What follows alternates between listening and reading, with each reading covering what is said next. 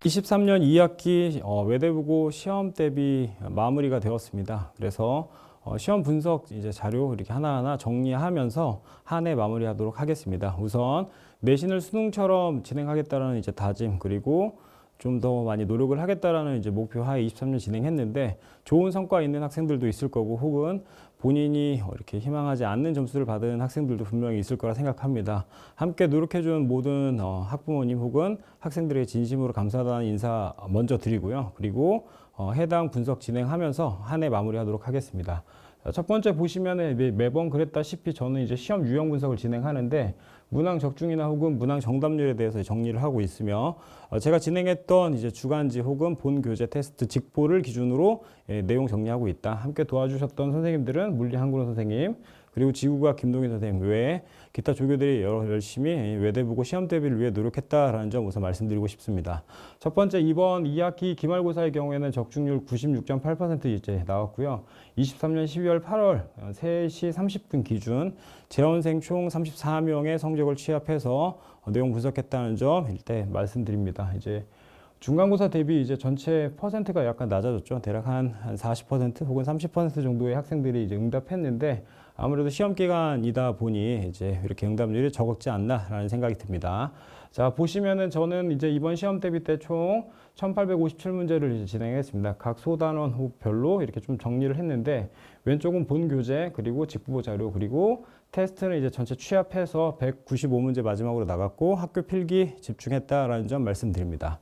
우선 2학기 때부터 진행했던 핸드북의 경우에는 학교 필기를 기반으로 좀 많이 정리를 하려고 노력을 했습니다. 그래서 이와 같은 내용 뭐 중간고사와 상이하게 이렇게 진행을 했다라는 점 말씀드리고요. 뭐 클리닉이나 혹은 개인 피드백, 그리고 칭찬 격려도 꾸준히 진행을 했다라는 점 말씀드립니다. 시험 분석의 경우에는 이제 보통 시험 끝나고 나서 어느 정도 좀 진행을 하고, 시험 대비 이제 시작과 함께 마찬가지 학생들에게 유형 분석 진행하며, 그리고 주차별로 수업을 진행할 때 항상 해당 소단원에서 시험에 나올 수 있는 요소들에 대해서 요약 정리했다라는 점 말씀드립니다. 그래서 각 주차별로 이제 성적 분석을 진행했다, 그리고 학생들에게 이렇게 전달했다는 점 우선 말씀드립니다. 자, 이번 시험 대비 때는 제가 이제 학생들에게 약간은 비공개를 했지만, 여튼 문항별로 이제 오답률을 한 번 더 세부적으로 이제 정리를 하려고 많이 노력을 했습니다. 그래서 주차별 테스트에서 각 문항에서 학생들이 어떤 부분이 오답이 나오는지 먼저 체크를 하고, 그 오답을 기준으로 피드백을 하려고 노력을 했다라는 점 말씀드리고요.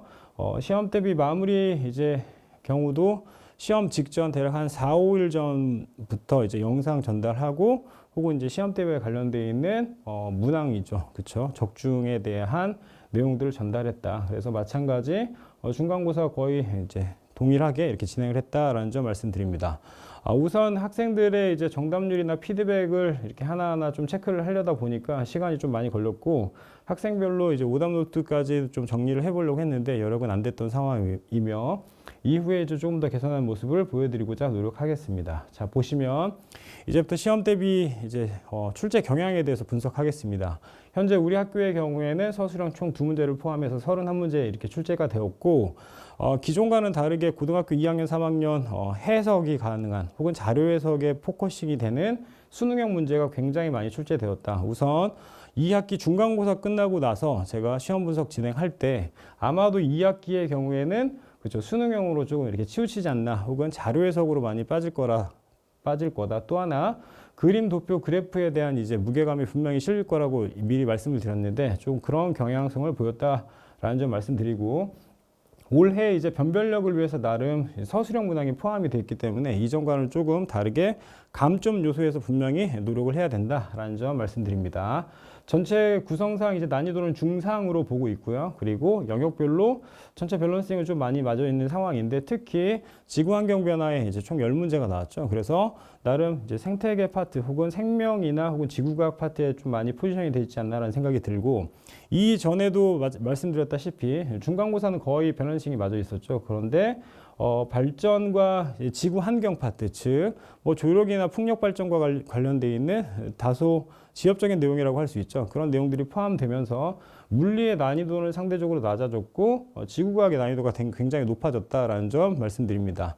23년의 특이점은 아마도 수업 시간에 생명 2 파트에 대한 진도가 되게 많이 나왔고요.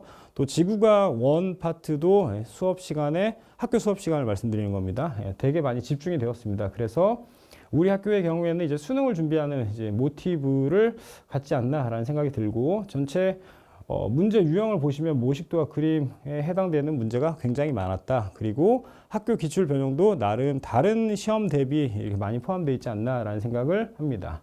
우선 이제 각각 영역별로 하나하나 좀 정리를 해 보았는데 첫 번째 파트는 생명과학 파트입니다. 그래서 가운데 보시는 이 정답률 자체가 이제 학생 총 34명의 정답률에 해당됩니다. 그래서 뭐 100%라고 이야기하는 건 총 34명이 다 맞았다. 그리고 각각 이제 본 교재, 주간지 그리고 마지막 직보 자료에 이제 유사 유형이나 혹은 적중 유형에 대한 이제 출처를 다 적었습니다. 그래서 우선 보시면은 대략 뭐 이렇게 100% 있는 애들이 꽤 많죠. 그래서 생명과학의 경우에는 뭐 쉬웠다 혹은 뭐 제가 준비를 잘했다고 이야기할 수는 좀 없고 여튼 학생들이 많이 노력을 했지 않나라는 생각이 들고 특히 이 중에서 4번과 7번에서 약간 변별력이 갈려지지 않았나라는 생각을 합니다. 우선 4번의 경우에는 수업 시간에 매번 이야기했던 항생제 내성세균에 대한 해설이다. 그리고 관련되어 있는 내용 자체가 일반적으로 다른 학교의 경우에는 실험 모델을 이제 분류하는 케이스가 나오는데 실질적인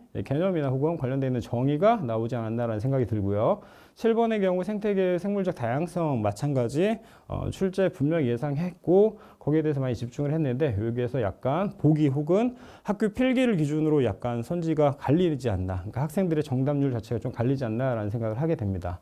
생명과학은 제 개인적으로 볼 때는 나름 이제 조금 평이하다라는 생각이 들고 중간고사와 연계해서 마찬가지 생명과학의 정답률은 굉장히 높은 편이며 여튼 뭐 그렇다라는 거 말씀드리고요. 지구과학이 상대적으로 다른 포지션에 비해서 즉 영역에 비해서 조금 오답이 많은 케이스가 있습니다. 일례로 17번의 경우에는 제가 학생들 분명히 아시겠지만 단톡방에 올해 수능 문제를 하나 올렸습니다. 그게 예를 들어서 엘니뇨와 라니냐의 이제 해석인데 나름 심화 파트로 좀 빠지지 않나라는 생각이 들고 그게 이제 풍속과 풍향으로 이렇게 연계된 문제입니다. 그래서 17번이 저 개인적으로 볼 때도 나름 되게 문항이 어려웠었다. 그리고 이후에 이제 세부 문항을 이제 분석할 때 다시 한번 확인하겠습니다. 또 하나 19번이나 뭐 마찬가지죠. 17번과 19번 같은 맥락이다. 그래서 16, 17, 19가 바로 엘니뇨와 라니냐에 대한 해석이다. 그리고 수능형 문제, 즉 자료 해석에 메인 포인트가 있지 않나라는 생각이 들고요. 20번의 경우에는 정말 많이 이야기했던 거죠. 모르겠습니다. 다른 선생님들 어떻게 수업하실지 모르겠지만 저 개인적으로는 고등학교 2학년 베이스로 수업을 하는 성향이라서 나름 산소 동연 소비에 대해서 분명히 많이 이야기했고 특히 이제 나무 나이테하고 평균 기온의 경우에는 뭐 제가 현재 담당하고 있는 뭐 중동고나 휴문고에서 시험에 되게 빈출됐던 사례인데 이번에 외대부에서 처음으로 이렇게 나오게 됐다라는 말씀 올리고 특히 이제 논술형의 경우에는 각각 실수 유발할 수 있는 포인트가 굉장히 많지 않나라는 생각을 합니다. 자, 마지막 물리 파트입니다. 역시 뭐 다른 영역에 비해서 100%가 많죠. 그래서 상대적으로 물리 파트도 나름 쉽지 않았나라는 생각이 들고 특히 22번의 경우에도 계산에 관련되어 있는 문제입니다. 즉 전력 손실 파트에서의 이렇게 계산 혹은 각각의 이제 비율 구하거나 혹은 손실량에 대한 이제 해석이 되게 중요하다라고 계속 언급을 했고 그와 관련되는 유사 문제가 나왔으나 여튼 좀 이제 이렇게 오답이 나왔다. 나머지는 나름 평이하지 않나라는 생각이 듭니다. 그래서 총평하자면 생명 그리고 지구과학 또 하나 물리 파트 총 3가지 영역이 나왔는데 이 중에서 제가 미리 말씀드렸던 지구과학 파트의 자료 해석 문제가 굉장히 중요했고 또 하나 수능적으로 많이 치우치고 있기 때문에 2학기 시험 대비에 있어서 외대부고는 아마도 수능 자료 해석이 되게 중요하지 않나라는 생각을 하게 됩니다. 자, 1번부터 하나하나 좀 정리를 하겠습니다. 뭐 간략하게 이야기를 하겠습니다. 우선 진화론에 관련되어 있는 내용인데 제가 해당 내용에 대한 수업을 진행할 때는 항상 개념과 정의에 대해서 분명히 강조를 합니다. 그리고 그와 관련되어 있는 이제 정의와 개념을 외우기 위해서 저는 이렇게 다지선다. 대략 한 보기 8번 정도 되는데 테스트에서 이런 내용을 출제해서 계속 연습을 했다라는 거 100%니까 넘어갈 거고요. 자, 다음의 경우에는 이제 이 마찬가지 이전에 학교 기출이었던 유형이죠. 그래서 외대부의 경우에 기출 유형 자체가 변형이 되는 케이스가 많다. 그래서 앞장에 이야기했던 진화론 파트와 그 다음에 변이 자체가 서로 연계돼서 마찬가지 개념 파트 혹은 정의에 대해서 시험에 나올 거다라고 이야기했는데 마찬가지 이렇게 출제되었고 자, 3번의 경우에 사실 이제 점수 주는 거죠. 그래서 자연 선택에 대한 전체적인 흐름 그리고 그와 관련된 맥락을 정확히 이해하는지에 대해서 물어보는 문제였다. 그래서 일반적으로 시험에 나오는 케이스는 아마도 이제 이렇게 모식도를 활용해서 자료 해석하는 게 되게 많이 나왔는데 이번에는 그냥 줄글로 전체 정리한 내용이 나왔다라는 말씀 올립니다. 자, 다음 4번의 경우에는 이제 항생제 내성 세균입니다. 앞서 이야기했던 이제 킬러 파트에 해당되겠죠. 그래서 보통은 이제 자료를 해석하는 거죠. 즉 항생제 처리를 했을 경우에 내성 세균 자체가 적합한 그러니까 환경에 적합하기 때문에 살아남고 그에 따라서 이제 시간이 흘러가면서 이제 진화가 된다라는 과정인데 선지를 보면은 이제 이 선지 자체가 일반적으로 학교에 나오는 이제 죄송합니다. 일반적으로 문제집에 구성되어 있는 선지는 아니고 학교 선생님께서 굉장히 강조하셨던 내용인데 굉장히 자세히 설명을 하셨고 그 타이틀에 관련되어 있는 내용이 보기로 구성되지 않았나라는 생각이 듭니다. 그래서 학교 수업을 정확히 이해를 해야 된다. 그리고 중간고사의 경우에는 사실 학교 수업 자체가 시험에 반영되는 빈도가 적었습니다. 그런데 기말고사에는 나름 적극적으로 이제 반영을 하려고 노력하시지 않았나라는 생각이 들어서 수업에 집중을 해야 된다라는 말씀 다시 한번 올립니다. 자, 다음 보시면 자료 해석인데요. 이거 역시 거의 변이에 대해서 이야기할 때 핀치, 새우, 부리의 크기나 혹은 뭐 이런 내용들 그래서 기본 이제 루틴에 해당되는 문제에 해당되는 거고 이 자료 자체를 제가 수업 시간에 굉장히 많이 강조했고 나름 이제 테이크오버라는 이제 뭐죠 직보 자료에 해당됩니다. 그 자료에서 연습을 했기 때문에 뭐 나름 이렇게 수월하게 풀리지 않나라는 생각이 듭니다. 자, 다음 보시면 생물의 다양성입니다. 이제 약간의 이제 단원의 차이가 분명히 생기는데 앞쪽은 생태계 파트로서 지엽적인 내용이 굉장히 많을 수 있고 예시가 이제 나름 어려울 수 있다. 그리고 요 파트부터는 또다시 또 다른 예시로 이제 하나하나 좀 정리가 되어야 되는데 예시보다는 정확한 개념이나 정의가 반드시 선행돼야 되지 않나라는 생각이 듭니다. 마찬가지입니다. 역시 이전 기출 베이스로 이제 출제가 되었고 난이도는 뭐 중정도 보는데 틀린 학생이 이제 별로 있지 않다라는 거. 그리고 생명과학은 빨리빨리 이렇게 넘어가겠습니다. 마찬가지 생태계를 구성하고 있는 생물적 요인에 대해서 이야기하는 거죠. 즉 상호작용이나 작용 반작용에 대한 예시는 수업 시간에 굉장히 많이 했는데 해당 내용 마찬가지 이렇게 시험에 출제되었고 특히 알아야 되는 포지션은 바로 이런 거죠. 포도당 그리고 중성지방 그리고 지방산 또 하나 뭐 수소결합 이런 내용은 학교 수업 시간에 필기로 이제 나와 있던 메인 타이틀에 해당되는 겁니다. 그래서 필기의 전반적인 내용을 하나하나 다 공부하기에는 사실 양 자체가 굉장히 많은데 그 양보다는 이제 전체 구도를 잡고 정리하는 게 굉장히 중요하지 않나라는 생각이 듭니다. 자, 다음 내용도 마찬가지 모식도를 활용해서 시험에 나올 거다라고 이야기를 했고 생산자, 소비자, 분해자에 대한 각각의 기능이나 혹은 예시를 되게 묻는 문제였다. 뭐 나름 쉬운 문제에 해당되는 거고 이 역시 마찬가지 이야기를 했던 겁니다. 제가 이제 이런 분석 자료를 찍을 때 수업 시간에 강조를 계속 했다라고 이야기는 하나 여튼 좀 부끄럽기도 하네요. 여튼 뭐 그렇습니다. 그래서 기본적인 이제 자료 해석 문제인 거죠. 그래서 수능형에 가깝다. 그리고 일반적으로 이제 시험에 나오는 패턴이었다라는 말씀 올리고 이 역시 뭐 동일한 상황입니다. 그래서 먹이, 그물과 사슬에 대한 이해 그리고 그들에 대한 내 전체적인 정의나 혹은 이제 이런 문장 구조에 대해서 이해를 해야 됩니다. 그래서 외대부고의 경우에는 특히 생명 파트의 경우에는 보기의 문장 구조에 대한 명확한 분석이 분명히 필요하고 자의적 해석보다는 학교 교과서 기준의 이제 정의를 이해하는 게 굉장히 중요하다라는 말씀 올립니다. 이야기했죠. 카이바브 고원의 경우에는 뭐 테스트도 그렇고 뭐 예를 들어서 본 교재 혹은 뭐 테이크오버라는 직보 자료도 여러 번 나왔기 때문에 사실 실수한다는 것 자체가 용납이 안 되지 않나라는 생각이 들고 이 역시 이제 효율성에 대해서 즉 보기도 마찬가지 예상을 했던 거죠. 그런데 저 아래쪽에 이제 디귿을 보시면은 버섯과 곰팡이 같은 균계는 그죠 세포 내 핵막과 소기관을 가지고 있는 원생생물에 해당된다. 자, 일반적으로 해당 문제의 경우에는 예를 들어서 에너지 효율이나 혹은 손실 그리고 태양 에너지의 이제 필요성에 대해서 많이 강조를 합니다. 그런데 우리 학교 이제 시험 문제의 경우에는 다른 학교와 달리 학교 수업 시간에 이야기했던 생투 버전을 이제 포함시킨 거죠. 그래서 해당 이제 내용 때문에 사실 이렇게 오답이 발생할 수 있지 않나라는 생각이 듭니다. 그래서 그냥 단순히 문제를 봤을 때는 되게 그냥 쉽네라고 이야기할 수 있으나 특히 보기 디귿이나 혹은 니은에 이렇게 힘을 준다. 그리고 일반적으로 보기 디귿에 나올 만한 이제 예시가 우리 학교의 경우에 니은 정도에 나오고 수업 시간에 이제 필기 내용이나 혹은 학교 선생님께서 강조하셨던 내용이 이제 디귿에 포함된다라는 말씀 올립니다. 자, 다음 보시면 다른 학교는 사실 이제 쉽게 넘어가는 영역이기도 하지만 수업 시간에 빈도 자체가 굉장히 많았습니다. 그래서 지구 온난화의 경우에도 이제 100% 시험에 나온다라고 이야기를 했고, 특히 이제 학교에서 이제 틀어주신 영상이나 혹은 기타 등등의 자료를 통해서 자료 해석하는 게 매우 중요하지 않나라는 생각이 들고요. 이 내용은 사실 이 문제를 맞고 틀리고를 떠나서 이후 고등학교 2학년 지구과학이나 생명과학을 공부할 때 이런 패턴을 가져야 된다라는 이야기를 꼭 전달하고 싶습니다. 자, 다음 이제 영역이 바뀌었죠. 지구과학 파트인데 일반적인 이제 시험 모델에 해당되는 거고, 거의 대부분 이제 대기 대순환 구조나 혹은 사막화 지형에 대해서 시험에 되게 많이 나오는 케이스인데, 이 옆에 있는 그쵸, 연평균 증발량과 혹은 강수량의 차이에 대해서 시험에 나올 거다라고 예상을 했습니다. 그래서 A하고 B 자체가 이제 증발량과 혹은 강수량에 해당되고 위도에 따라서 어떤 차이가 있는지에 대해서 명확히 분석하는 자료다라는 거.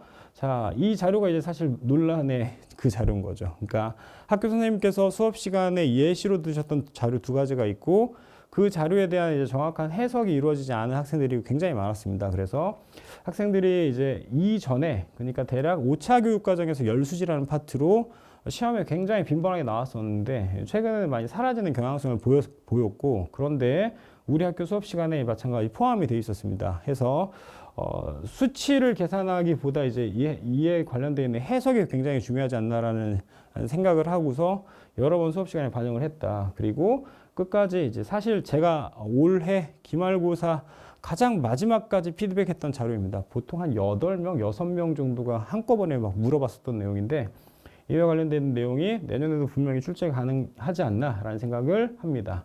자, 다음의 경우에는 수험 편차입니다. 사실 다른 선생님들이 어떻게 생각하실지는 모르겠으나 저는 미리 예상을 하고 있었던 상황이죠. 수험 편차나 기압 혹은 풍량, 풍속 뭐 이런 내용들이 엘니뇨와 포함이 될 거다. 왜냐하면 이전 대비 이제 난이도가 너무 쉬워지는 상황이었기 때문에 나름의 난이도를 올리기 위해서는 이제 수능 자료 해석이 되게 중요하지 않나라는 생각이 들어서 수업 시간에 많이 강조했던 내용이다. 자, 다음 보시면 이제 이게 논란이 17번에 해당됩니다. 사실 이제 85% 정도의 이제 정답률을 기록했다는 건 제가 이제 이 자료에 대해서는 언급은 했으나 사실 정확히 풀이 방법이나 패턴을 이야기해 준 적은 없습니다. 근데 학생들 나름 열심히 공부해서 그 방향성을 추측하고 추론해서 이제 나름 높은 정답률이 나오지 않나라는 생각이 들고, 점수가 많이 안 좋은 친구들의 경우에 사실 틀렸을 확률이 굉장히 높은 자료에 해당된다. 그래서 2학기 기말고사 1등급을 가를 수 있는 문항은 아마도 17번에 해당되지 않나라는 생각을 합니다. 자, 다음 보시면 우리 학교의 이제 특성에 해당되는 거죠. 보통의 학교 시험 문제의 경우에는 이제 기본이 되는 이런 자료 하나가 나오는데 자료 두 개를 섞거나 혹은 줄글을 통해서 자료 해석할 수 있는 역량을 되게 키우고자 많이 노력을 하신다라는 말씀 올립니다. 그래서 사실 외대부고 시험을 보면은 학교 선생님의 노력이 되게 많이 보이는 편이고, 그리고 되게 단순한 자료를 이제 제시해서 그 자료를 해석하다기보다 여러 가지 자료를 이제 복합적으로 사고할 수 있는 능력을 이렇게 키우려고 노력하지 않나라는 생각이 듭니다. 마찬가지 고등학교 2학년 시험의 경우에는 이와 같은 내용들이 추가적으로 이렇게 많이 나올 거다. 특히 내신에서 굉장히 많이 나올 거다라는 말씀 전달하고 싶습니다. 자, 다음 보시면 해당 자료의 경우에 수업 시간에 집중을 했으면 아마도 맞출 수 있는 문제에 해당되지 않나라는 생각이 듭니다.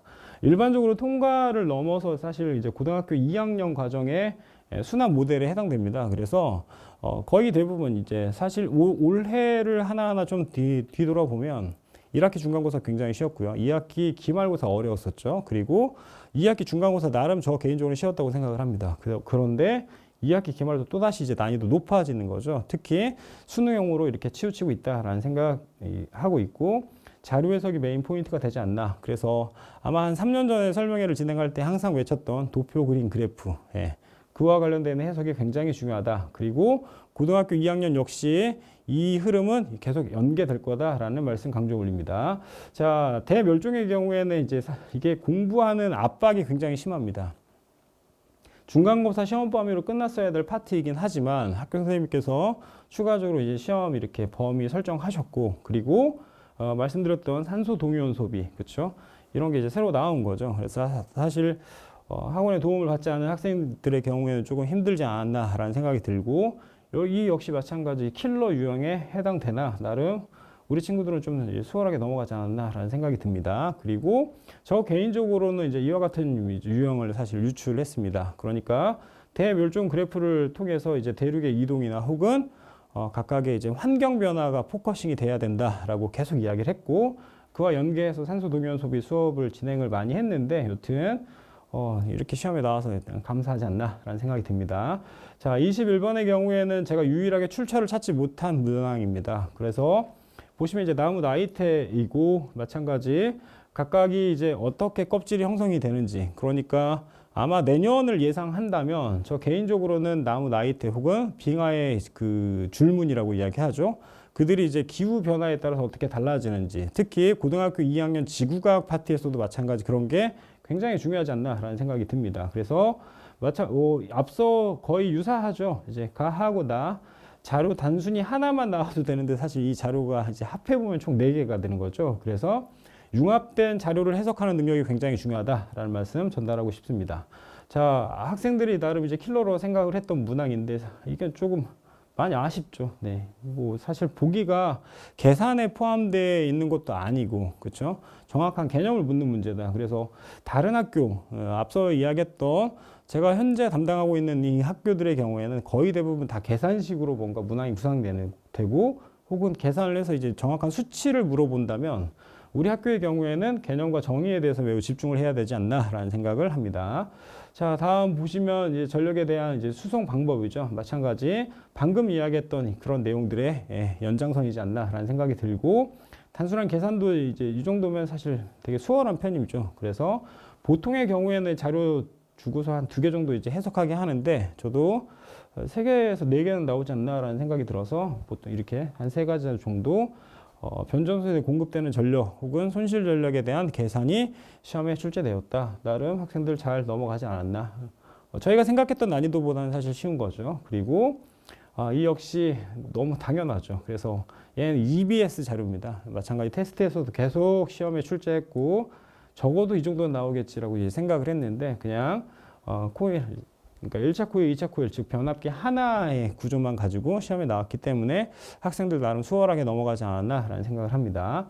자, 다음 보시면 이제 핵융합이나 핵분열이죠. 이 모델 마찬가지 핵융합이나 핵분열을 서로 비교 분석할 거다라고 여러 번 이야기를 했습니다. 특히 모형을 통해서 이제 에너지가 발생하고 그 에너지가 어떻게 전환되는지에 대한 흐름이 분명히 시험에 나올 거다. 나름 뭐 개인적으로 외대부고 시험을 항상 생각을 하고 사는데, 어떻게 시험에 나올까를 매번 생각하고 사는데 그 흐름과 방향성이 나름 일치해서 기분이 좋았던 문제다. 자, 그리고 이건 이제 전체 분류하는 겁니다. 그래서 학교 자료를 보면은 각각 이제 발전 파트마다 이렇게 좀 정리를 하신 거죠. 그거를 모식도를 통해서 해당 자료 역시 우리 학교에서 굉장히 좋아하는 시험 모델에 해당되는 건데, 그렇게 해서 이제 선생님께서 직접 문제를 만드시지 않았나라는 생각이 들고, 이 역시 나름 수월하죠. 그래서 온실 기체 방출과 에너지, 그쵸, 전기 에너지 생산, 그러니까 분류 기준을 명확히 이해해야지 해당 문제 풀 수 있지 않나라는 생각이 듭니다. 뭐 정답률 100%인 것 같고, 그리고 발전 방식도 이 문제도 파력과 조력을 서로 이제 비교하지 않나라는 생각이 굉장히 많이 들어서 집중을 했던 영역이고, 자, 다음 수소의 경우에는 수소 연료 전지는 서술형으로 예상을 했습니다. 그런데 다른 문항이 다른 학교 대비 이제 쉽게 나왔다. 자, 앞서 이야기했던 열수지 파트인 거죠. 그래서 이 자료도 마찬가지 이전의 학교의 이제 기출로 많이 출제가 됐죠. 그래서